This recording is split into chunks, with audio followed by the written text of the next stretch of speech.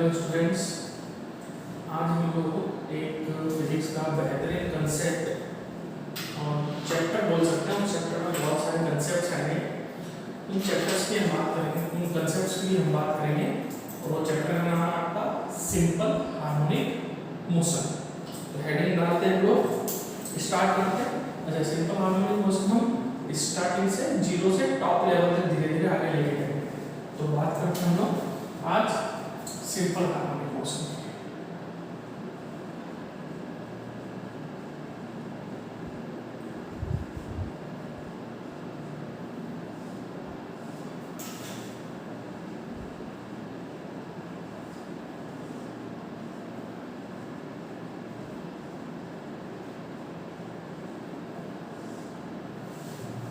देखिए,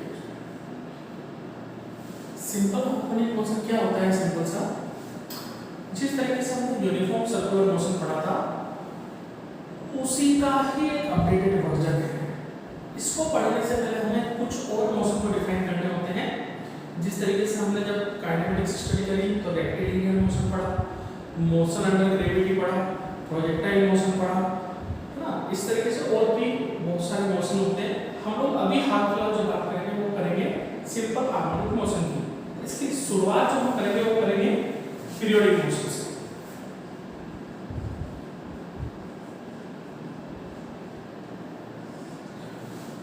क्या होता है बच्चों सिंपल सा पीरियोडिक मोशन? ज्यादा थ्योरेटिकल पार्ट में अभी लिखाऊंगा नहीं, चिंता ना करिए, कंसेप्चुअल बातें करेंगे और आगे बढ़ते रहेंगे। पीरियोडिक मोशन होता है एक फिक्स टाइम इंटरवल के बाद जो मोशन रिपीट होता है। दैट मींस सिंपल सा repetition of motion after a fix time interval. Simple सा लिखते हैं ना, repetition of motion after a fixed time interval.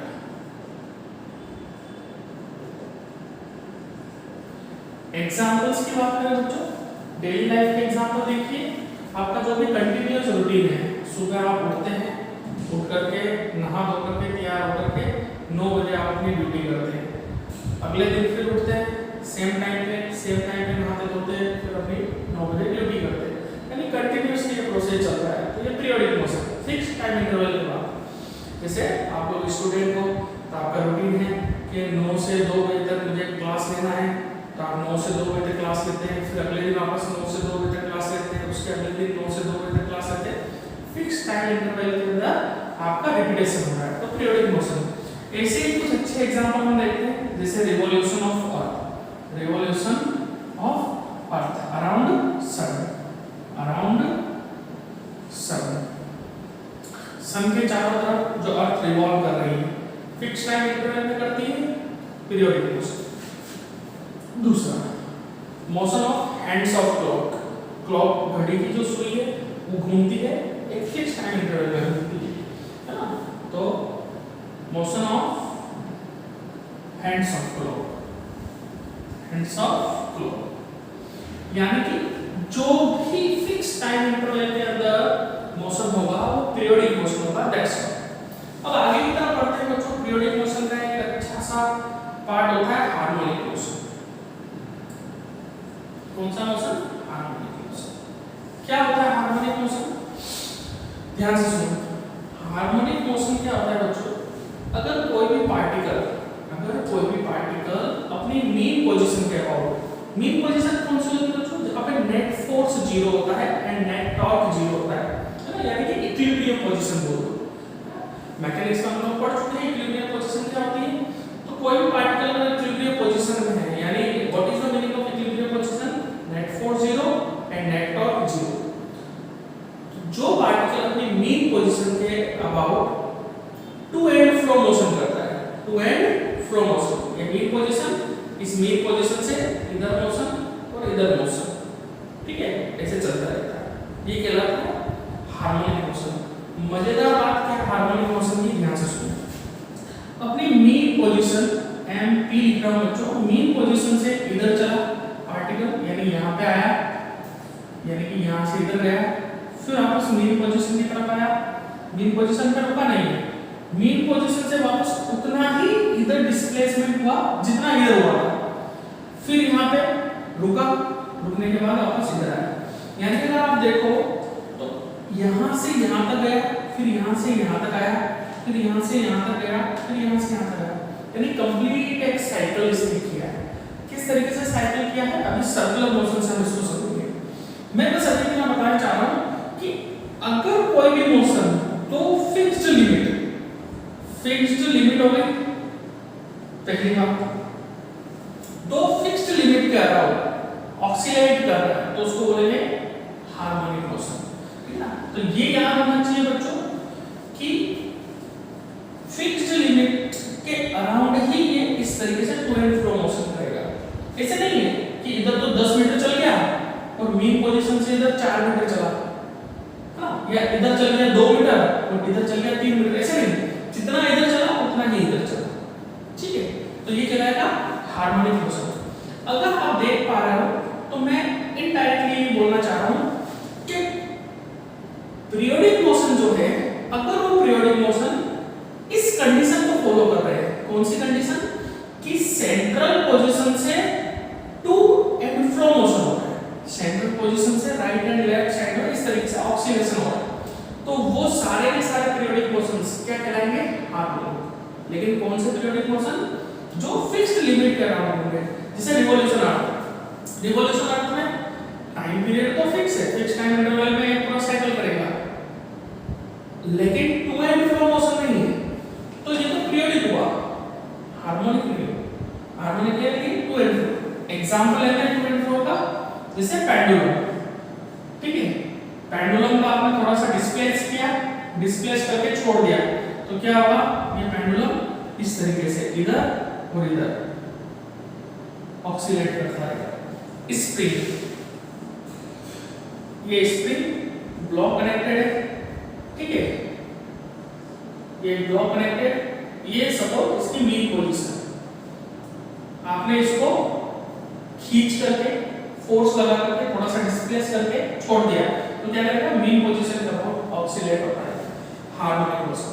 दो वेल डिफाइंड हो गई, देखिए इसमें भी दो वेल डिफाइंड लिमिट है, इसमें भी दो वेल डिफाइंड लिमिट है, ये यहाँ पे आ गया ब्लॉक, फिर कभी ना कभी यहाँ आएगा, तो ये वेल डिफाइंड लिमिट हो गई, ठीक है बच्चों। तो ये हार्मोनिक मोशन। अब इसी हार्मोनिक मोशन का बच्चों एक स्पेशल केस होता है जिसको बोलते हैं सिंपल हार्मोनिक मोशन। क्या बोलते हैं, सिंपल हार्मोनिक मोशन। क्या होता है सिंपल हार्मोनिक मोशन, जरा इसको भी देख लेते हैं। सिंपल हार्मोनिक मोशन का ही ऐसा मान लीजिए एक स्पेशल केस है। क्या स्पेशल केस है कि कोई भी हार्मोनिक मोशन हो या कोई भी ऑक्सीलेटरी मोशन हो, अगर उस मोशन में जो एक्सेलरेशन है वो एक्सेलरेशन डिस्प्लेसमेंट की पावर 1 के डायरेक्टली प्रोपोर्शनल आ रहा है, तो सिंपल हार्मोनिक मोशन होता है, ठीक है। अब एक चीज आपको याद रखनी है, यहाँ पे मैं लगाऊंगा नेगेटिव साइन। नेगेटिव साइन क्या इंडिकेट कर रहा है, डायरेक्शन को, यानी पार्टिकल अगर इधर डिस्प्लेस हुआ तो एक्सेलरेशन किधर को होगा, इधर को, अपोजिट डायरेक्शन में। तो ये इंपॉर्टेंट कंडीशन है। अगर ऐसा प्रूफ कर रहे हो किसी भी पीरियोडिक या हार्मोनिक मोशन के लिए, तो वो पीरियोडिक या harmonic motion simple harmonic motion होगा ही होगा डेफिनेटली। तो इसकी मैं कंडीशन लिखता हूँ, चाहे इसकी डेफिनेशन की फॉर्म बना दो या कंडीशन लिख दो कि कोई भी पीरियोडिक या harmonic motion simple harmonic motion कब होगा, when displacement is directly proportional to acceleration. Displacement या acceleration is directly proportional to displacement, but with negative sign. तो important बात पहली कि acceleration जो होगा displacement की पावर 1 के directly proportional होगा। important displacement की पावर 1 ही होनी चाहिए बच्चों, उसका कारण हम अभी आगे देखेंगे। दूसरी बात, यानी ये मैं बोल सकता हूँ this is the equation of SHM। ये क्या है, SHM की इक्वेशन, ठीक है। दूसरी बात ये है कि acceleration and displacement is always in opposite direction, always in opposite direction। किस तरीके से, एक एग्जांपल से भी समझेंगे। अभी इतना याद रखिए, डिस्प्लेसमेंट एंड एक्सेलरेशन जो होगा अपोजिट डायरेक्शन में होगा। अगर ऐसा हो रहा है तो डेफिनेटली वो सिंपल हार्मोनिक मोशन है, कोई दिक्कत वाली बात नहीं है। आगे की तरफ बढ़ते हैं बच्चों, उससे पहले एक चीज और समझिए कि सर आपने बोला कि पीरियोडिक मोशन अगर ये कंडीशन फॉलो कर रहा है तो वो पीरियोडिक मोशन हार्मोनिक मोशन कहलाएंगे। Yes definitely. अगर कोई पीरियोडिक मोशन ये कंडीशन फॉलो कर रहा है तो सिंपल हार्मोनिक मोशन कहलाएगा। Yes definitely. इसका मतलब मैं बोल सकता हूं all periodic motions are oscillatory motion. ऐसा जरूरी है नहीं। कब होगा? जब ये कंडीशन फॉलो करेगा। All periodic motions are simple harmonic motion. क्या ऐसा जरूरी है? नहीं। कब होगा? जब ये कंडीशन फॉलो करेगा। अब उल्टा सोचो, जिस मोशन ने ये कंडीशन फॉलो कर ली यानी वो सिंपल हार्मोनिक मोशन हो गया। इसका मतलब जो भी सिंपल हार्मोनिक मोशन है इज डेफिनेटली श्योर है वो ऑक्सिलेटरी होगा और ऑब्वियसली जो ऑक्सिलेटरी है वो पीरियोडिक भी होगा ही होगा। तो ध्यान से समझो, यहां पे मैं लिख सकता हूं ऑल सिंपल हार्मोनिक मोशंस जो भी पार्टिकल ऐसे परफॉर्म कर रहा है आर ऑक्सिलेटरी।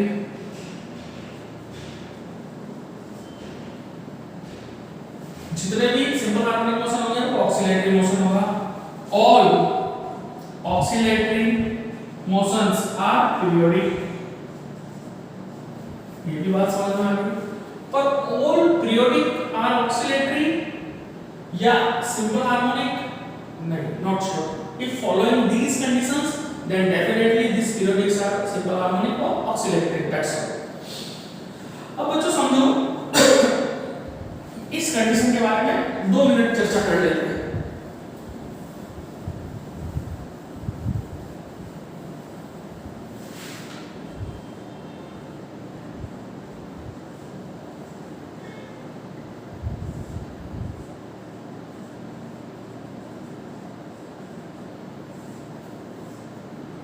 क्या है बच्चों इस कंडीशन के बारे में ध्यान से सुनो। जो ऑक्सिलेटरी मोशन होता है बच्चों, ऑक्सिलेटरी मोशन के लिए जो इक्वेशन होती है, इक्वेशन ऑफ ऑक्सीलेशन, वो क्या होती है कि फोर्स डायरेक्टली प्रोपोर्शनल x की पावर n।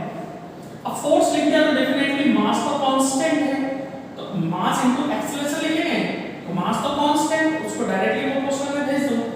तो acceleration is directly proportional x की पावर n यानी डिस्प्लेसमेंट की पावर n।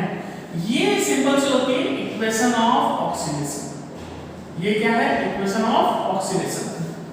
किताबों में आपको सिंपल तरीके से एक्सप्लेन किया हुआ होता है बच्चों, बाकी डिटेल में आपको थोड़ा सा कंफ्यूजन क्रिएट हो जाता है। तो मैं कंफ्यूजन क्लियर करता हूं कि जब भी आपको एक्सीलरेशन x की पावर n, बट n क्या हो सकता है? 1 2 3 4 ऐसा कुछ भी हो सकता है। x की पावर अगर n है और वो डायरेक्टली प्रोपोर्शनल एक्सीलरेशन के, तो डेफिनेटली श्योर होगा कौन सा मोशन होगा? Oscillatory motion.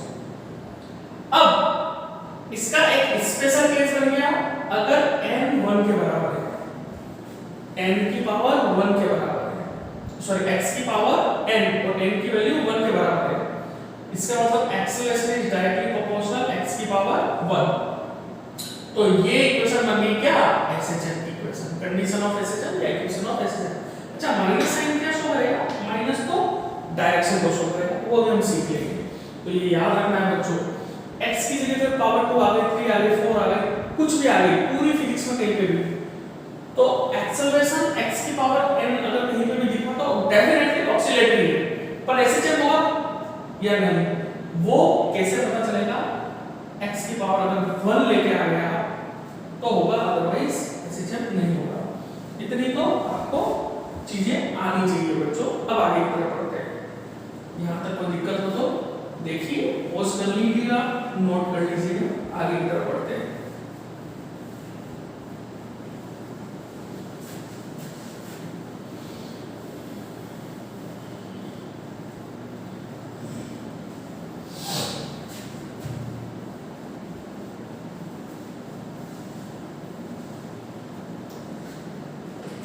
तो हम इस चैप्टर में जो डील करेंगे बच्चों, को सिंपल हार्मोनिक के बारे में ही अभी हाफ फिलहाल डील करके फिर ऑक्सीलेशन एंड वेव्स वाले चैप्टर में ऑक्सीलेशन एंड वेव्स के बारे में डील करेंगे। तो देखो, तो हम बात करते हैं सिंपल हार्मोनिक मोशन जो होता है उसकी इक्वेशन कैसे दी जाती है।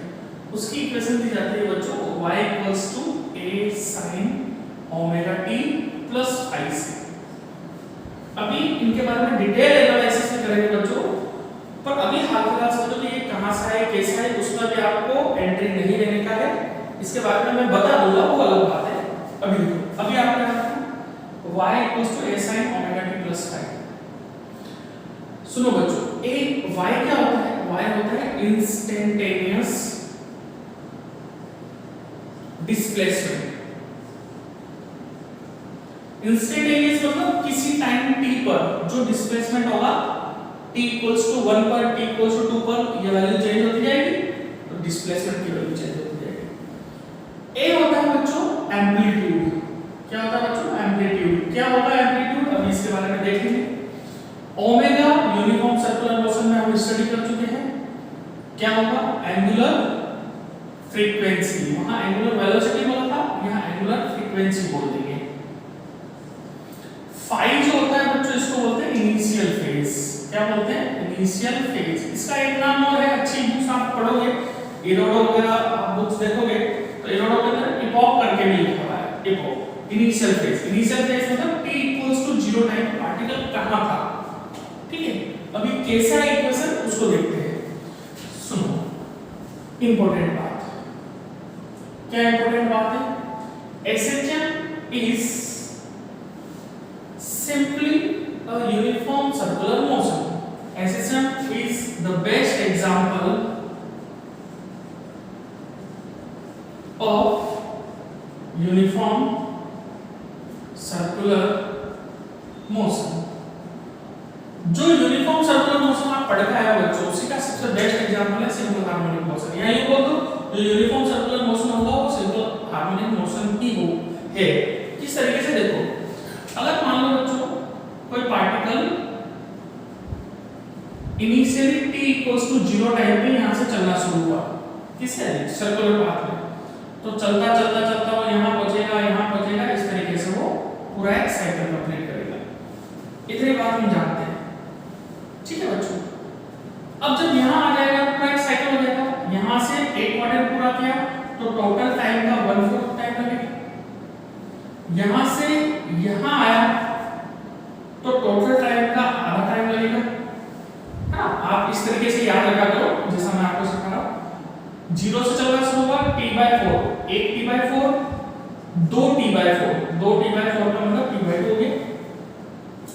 एक क्वाड्रेंट किया, एक t/4, 2 क्वाड्रेंट कंप्लीट हो गए तो 2 t/4, 3 क्वाड्रेंट कंप्लीट हो गए तो 3 t/4, 4 क्वाड्रेंट कंप्लीट हो गए तो 4 t/4, 4 t/4 का मतलब कंप्लीट टाइम पीरियड t हो गया, देख लीजिए, ठीक है। तो ये टाइम पीरियड हो गया। अब देखो, पार्टिकल इनिशियली यहां पे था, ठीक है ना। यहां से चल के सपोज करो पार्टिकल इस पोजीशन पे आया, पॉइंट ए से पॉइंट बी पे आया। इस समय इसने एंगल सबटेंड किया थीटा। किससे चला, एंगुलर वेलोसिटी ओमेगा से चला। कितना टाइम लगा, कोई टाइम t लगा। कहां पे, b पे पहुंचना है, a से b पे पहुंचना, t इक्वल्स टू 0 से किसी टाइम t पर यहां पहुंचो। तो ध्यान से देखो बच्चों, ये आपका जो है यहां से यहां तक, ये आपकी रेडियस होगी और यही रेडियस SHM के अंदर एम्पलीट्यूड होगी। क्या होगी, एम्पलीट्यूड। तो अभी हाल फिलहाल के लिए इसको एक एम्पलीट्यूड लिख देता हूं मैं, इन पॉइंट्स को अपन PQ नाम दे देते हैं। तो ध्यान से देखो, ये A है तो ये भी A है, ठीक है। मैं यहां पे प्रोजेक्शन खींचता हूं, तो क्या आपको ये बात समझ में आती है, सिंपल सा कंसेप्ट, वेक्टर हमने पढ़ा है। ये अगर a है तो ये कितना होगा डिस्टेंस, a cos थीटा, जिस लाइन के साथ एंगल बना है वहां पे इस a का a cos थीटा कंपोनेंट इधर खींचा तो ये कंपोनेंट क्या होगा, a sin थीटा। कोई दिक्कत। और y डायरेक्शन पे जो प्रोजेक्शन है बच्चों, y डायरेक्शन पे जो मोशन है वो इस तरीके से, यानी कि अभी इसी सर्कुलर मोशन को मैं ये बताऊंगा कि पार्टिकल जो इस सर्कुलर पाथ पे घूम रहा है, रियल में ये पार्टिकल इस तरीके से भी घूम रहा है। मीन पोजीशन से यहां पे आया पहले, यानी कि एक क्वाड्रेंट पूरा किया, फिर वापस यहां आया, यानी कि दूसरा क्वाड्रेंट पूरा हुआ, फिर पीछे गया, यानी कि तीसरा क्वाड्रेंट पूरा हुआ, फिर वापस अपनी मीन पोजीशन हो गया, यानी कि चौथा क्वाड्रेंट पूरा हुआ, यानी 4 क्वाड्रेंट का एक कंप्लीट साइकिल है। यानी ये थी मीन पोजीशन, इससे पहले मीन पोजीशन से ए से गया, फिर ए से आया, फिर ए से गया, फिर ए से आया। यानी अगर इसको मैं इस सेंटर पॉइंट को, इस सर्कुलर पाथ के सेंटर पॉइंट को मीन पोजीशन मानूं तो ऊपर गया, फिर वापस नीचे आया, फिर नीचे गया, फिर वापस आया। इस तरीके से ऑक्सीलेशन होता रहेगा, ठीक है ना। दिखने में पार्टिकल घूम रहा है सर्कुलर पाथ में, लेकिन ऑक्सीलेशन कैसे हो रहा है?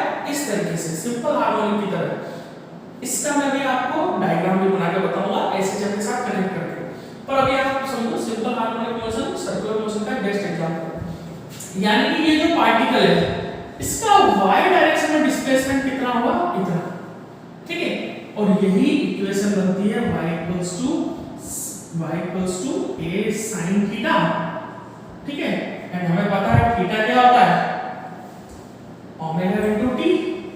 ओमेगा मतलब एंगुलर वेलोसिटी। एंगुलर वेलोसिटी क्या होगी? Angular displacement upon time. Angular displacement upon time. Time कौन सा? p से q तक जाने में स्मॉल थीटा है। तो थीटा क्या होगा? Omega into t। तो यहां पे मैं पुट कर दूं तो a sin omega t is the equation of displacement। कितना डिस्प्लेसमेंट हुआ y एक्सिस के along? a sin omega t बोलो या a sin थीटा बोलो। क्या यही इक्वेशन मैंने आपको यहां पे लिखी? अच्छा, फाई क्या है उसकी चर्चा भी अभी कर लूंगा, अभी इतना समझो, ठीक है। अब इस इक्वेशन पर वापस आ जाओ, ध्यान से देखो जरा बच्चों। अगर if particle starts from phi equals to 0, phi equals to 0 का मतलब इनिशियल पॉइंट आपको कोई एंगल नहीं माना, 0 डिग्री एंगल से स्टार्ट हो रहा है, यहीं से स्टार्ट हो रहा है। टोटल एंगल आप यहां से मेजर कर रहे हो, यहां से अगर मेजर कर रहे हो तो कितना एंगल सेपरेट होगा? केवल थीटा ही तो होगा, कोई पहले से एंगल था ही नहीं। तो फाई वो है इनिशियल फेज, कहां से स्टार्ट हो रहा है? फाई इक्वल्स टू 0 से स्टार्ट हो रहा है। तो पुट करो यहां पे 0, तो आपके पास क्या है? y equals to a sin omega t। यही लिखा है, समझे बच्चों। अगर ये पार्टिकल p से स्टार्ट ना होकर के q से चलना शुरू होता तो इसका मतलब इनिशियली p से q कोई ना कोई ऑलरेडी एंगल था, तो जो ऑलरेडी इनिशियल एंगल होगा वो फाई होगा इनिशियल फेज। That's all. यहां तक आप चेक करिए बच्चों, इसके आगे की जर्नी भी स्टार्ट करते हैं। यहां तक नोट कर लीजिए।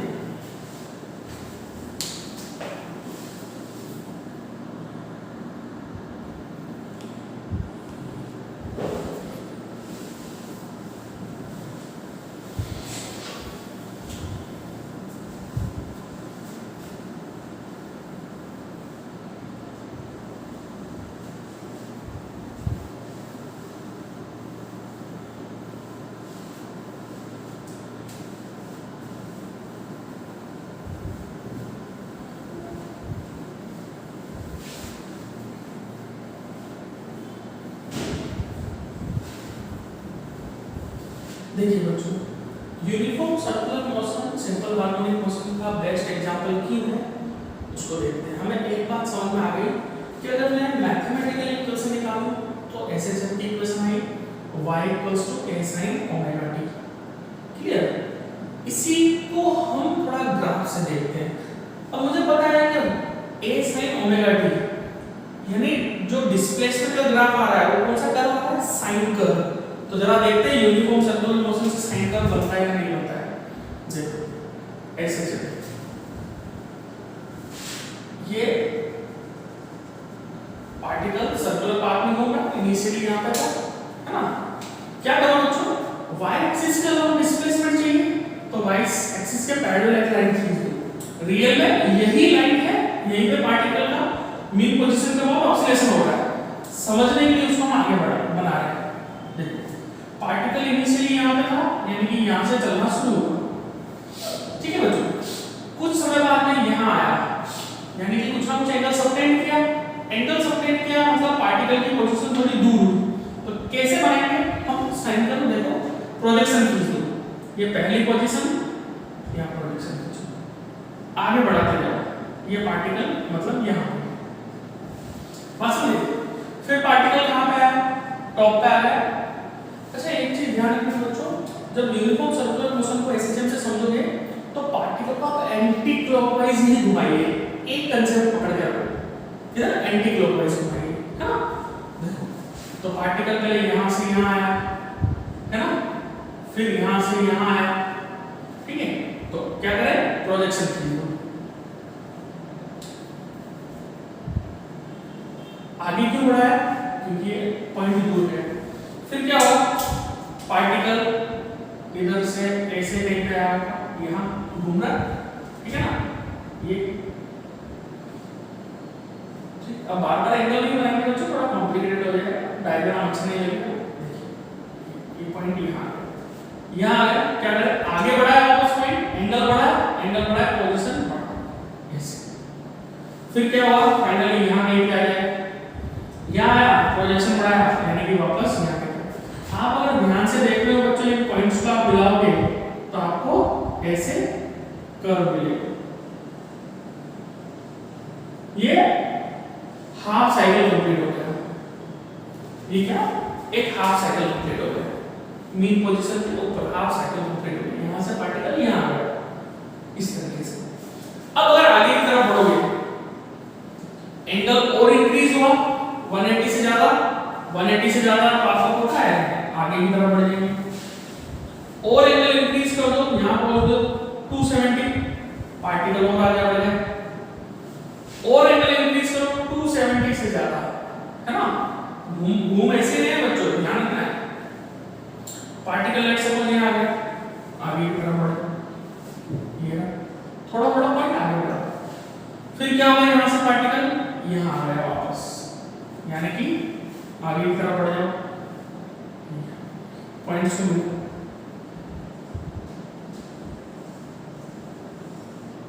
इस तरीके से।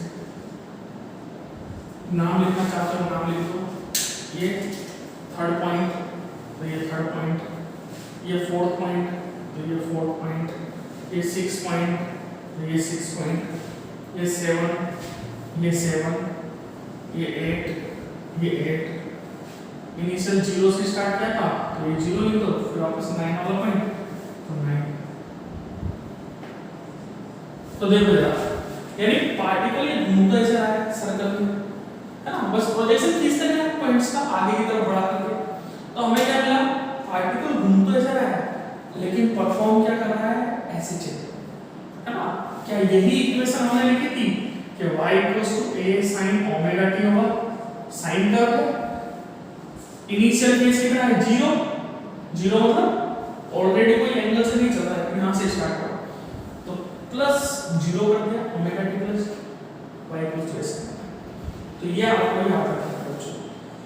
आगे की तरफ बढ़ते हैं, दूसरी बात, तो एक इंपॉर्टेंट बात बच्चों कि सर एसएचएम की इक्वेशन लिखा है आपने a sin omega t plus phi, तो क्या सर एसएचएम की equation a sin omega t plus phi ही होती है क्या, और नहीं हो सकती है, हो सकती है बच्चों, साइन का दूसरा कन्वर्टेड फॉर्म 90 प्लस थीटा, है ना, a cos omega t plus phi, ये भी हो सकती है, कोई फर्क नहीं पड़ता, ठीक है, साइन कर्व या कोसाइन कर्व एक ही बात है, ठीक है। चलिए अब देखो बच्चों, थोड़ी सी और जानकारी ले लेते हैं।